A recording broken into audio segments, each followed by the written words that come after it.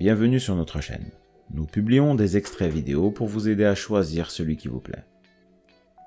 Pour savoir comment télécharger ce livre audio gratuitement, ou un autre de votre choix, n'hésitez pas à cliquer sur les liens en description.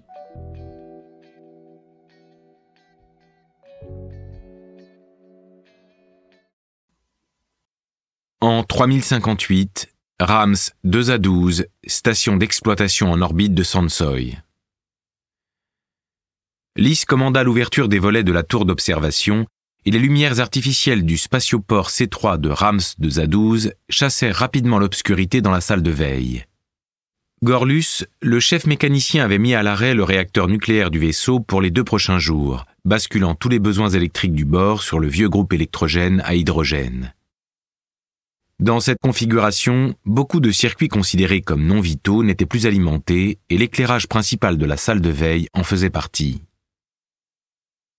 Tout l'équipage, 7 hommes et 3 femmes, prit place autour de la grande table en chêne véritable où 5 années auparavant, l'ancien capitaine, l'illustre Rock le Terrible, répartissait entre les membres de son équipage les bénéfices de ses pillages. Sur la ceinture de la table, une multitude d'encoches réalisées au couteau témoignait de cette époque où le pirate écumait la galaxie, chacune représentant un vaisseau arraisonné et pillé. Après 8 années d'activité, Rock le Terrible avait fini exécuté par les chasseurs de tête de l'Empire Boss, et Lys avait pu racheter son vaisseau aux enchères publiques pour une somme très raisonnable. Il aurait pu continuer la piraterie, le seul véritable tort de Rock le Terrible ayant été de ne pas payer à l'Empire la taxe sur les revenus du bord, mais il préférait se consacrer à une activité plus paisible, la récupération d'épaves. Les cibles étaient moins nombreuses, nécessitaient souvent beaucoup de travail en amont pour se faire une idée de leur position approximative, mais la convention intergalactique stipulait que 2 ans après sa disparition officielle, un vaisseau et sa cargaison devenaient la propriété de quiconque les découvrait. On pouvait donc, en théorie, faire très vite fortune, sauf qu'en pratique, les vaisseaux découverts étaient presque toujours des épaves, dont la réparation coûterait plus cher que la commande d'un modèle neuf. Quant aux cargaisons, elles avaient souvent depuis longtemps été récupérées ou n'intéressaient plus personne. Il fallait tomber sur la perle rare, mais en 5 ans, Lys, comme d'ailleurs ses 2 confrères sur Rams 2A12, n'avait pas eu cette chance. En fait, comme les anciens le disaient dans les tavernes, le métier de chasseur d'épaves était en train de disparaître. Certains capitaines avaient donc quitté Rams 2A12 pour rallier des ports de pirates comme TER-27 ou CR-102. Ils n'étaient plus vraiment des chasseurs d'épaves. On les appelait d'ailleurs des charognards. Ils suivaient de loin les pirates et se repaissaient des restes que ces derniers voulaient bien leur laisser. Lys, lui, se refusait à quitter Rams 2A12 et il voulait encore moins passer derrière les pirates. Par amour-propre, sans doute, mais aussi parce qu'il n'avait pas envie de tomber sur des équipages tout juste massacrés. Alors, pour survivre malgré tout et entretenir le vaisseau, Lys et son équipage démontaient des installations de bord encore en état sur les épaves et ils les revendaient pour 10% de leur valeur à neuf aux casses sur Rams 2A12. Lys était conscient d'engraisser ainsi les casseurs et d'ailleurs, il se plaisait à raconter une anecdote à ce propos. 2 ans auparavant, ayant besoin de remplacer une centrifugeuse à bord, il était allé voir les casseurs et l'un d'eux lui avait revendu à 50% du prix neuf la centrifugeuse que Lys et son équipage avaient récupérée 2 mois plus tôt sur une épave. Ainsi, ils avaient pris tous les risques, supporté tous les frais que ce genre d'expédition entraîne, pour finalement racheter 1500 crédits universels, un appareil pour lequel le casseur leur avait donné seulement 300 crédits. Il y avait là de quoi pleurer ou hurler. Lys s'étant contenté de protester, mais le casseur était resté inflexible. Lui aussi avait des frais, et il prétendait pratiquer scrupuleusement les prix du marché. Elsa coupa Lys dans ses réflexions en demandant « Bon alors, les gars de tout service sont venus vider la cale, on va toucher combien ?» Lys grimaça. Toujours le dieu argent. Le monde tournait autour de lui. Il n'en voulait cependant pas à Elsa d'exprimer tout haut ce que chacun se demandait silencieusement. Elle avait, comme tout le monde, besoin d'argent pour vivre.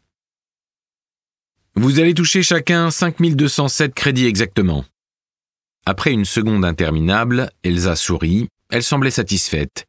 Boris hocha la tête avant de lancer « C'est pas Byzance, mais ça va payer quelques ardoises. » L'ambiance semblait soudain plus détendue. « Des pistes pour la prochaine expédition ?» demanda Ongur, le protelien. Il était originaire de la galaxie du Cygne, ressemblait à un humain si on faisait abstraction de son nez très aplati, de son teint verdâtre et de sa musculature hypertrophiée. Par contre, il était incapable de prononcer le « che ». À la place, il disait Z. Au début, ce handicap faisait rire tout le monde à bord. Maintenant, plus personne n'y faisait attention. « Je vois Samantha cet après-midi. Apparemment, elle a des trucs intéressants à nous proposer. »« Eh ben, c'est pas trop tôt !» s'exclama Bertille. « Depuis quelques mois, elle ne nous donne que des tuyaux crevés. »« Tu exagères. »« Tu la baisses toujours ?» demanda Irvin sur un ton goguenard. Tout le monde sourit. « Ça n'a rien à voir !» s'emporta Lys. « Samantha est comme nous tous. Elle a besoin d'argent pour vivre et crois-moi, si elle peut nous mettre sur un bon coup, elle n'hésitera pas. »« Ouais, mais elle ne travaille pas que pour nous, sauf erreur de ma part, » fit remarquer Elsa. « Non, c'est vrai. Mais si vous voulez, au lieu de la payer au coup par coup, on peut la prendre à bord et lui verser un salaire. Elle travaillera alors en exclusivité pour nous. Elle acceptera sûrement, vu les avantages. Par contre, elle nous reviendra plus cher. Ça fera en effet une part de plus à verser. » Personne ne répondit. Tous avaient leur cabine individuelle à bord de l'Espadon et leur container dans la cale où ils pouvaient entreposer leurs biens. Ils n'étaient pas obligés de louer un studio hors de prix sur Rams de Zadooz, un avantage non négligeable dont ils étaient conscients. À l'époque, Rock le Terrible ne faisait pas de telles faveurs à son équipage.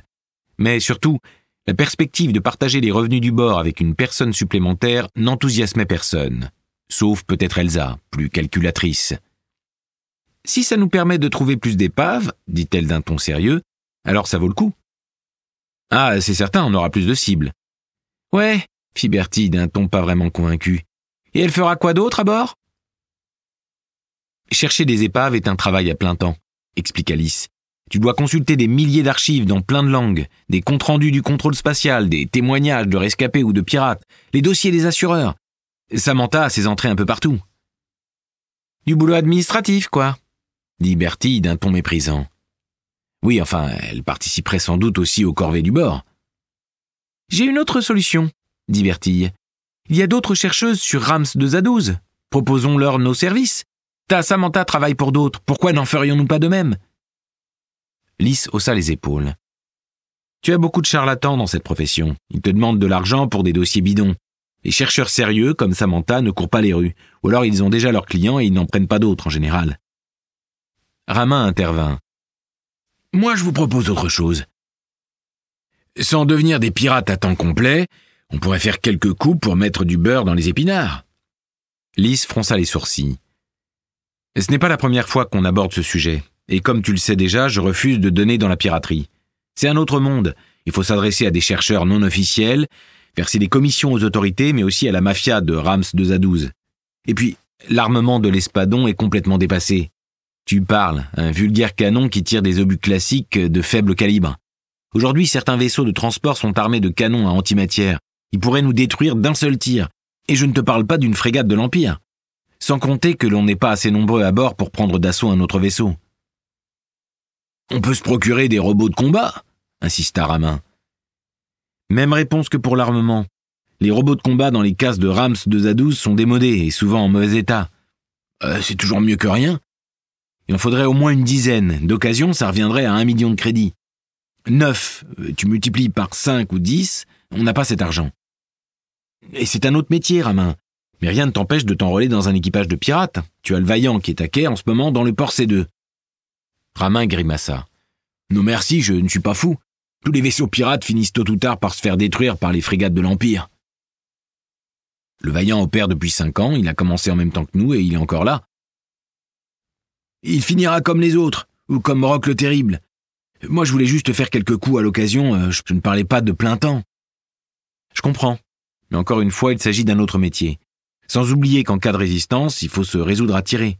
Tu es prêt à massacrer tout un équipage ? Je sais pas. Après tout, s'ils résistent, c'est leur faute, non ? Oui, on peut le voir comme ça, mais parfois tu tombes sur des équipages qui n'ont pas les moyens d'assurer leur vaisseau ou son fret. S'ils se font voler, c'est la ruine, alors ils se défendent. Ramin soupira. Lys ajouta « Tu gagneras bien mieux ta vie en tant que pirate, c'est certain, mais c'est un métier beaucoup plus risqué et tu y perdras ton âme. » Ramin ne répondit pas, Elsa reprit la parole. « Bon, du coup, on fait quoi ?» Lys sourit. « On reste des chasseurs d'épaves à temps complet. On finira bien par tomber sur un bon coup. Et puis, ton idée de prendre Samantha à bord est peut-être intéressante. Je vais la lui proposer, on verra bien. » Si ce livre vous a plu, vous pouvez alors le télécharger gratuitement. Pour savoir comment faire, cliquez sur le lien en description de la vidéo. N'hésitez pas à commenter pour nous informer des extraits de livres audio que vous aimeriez écouter.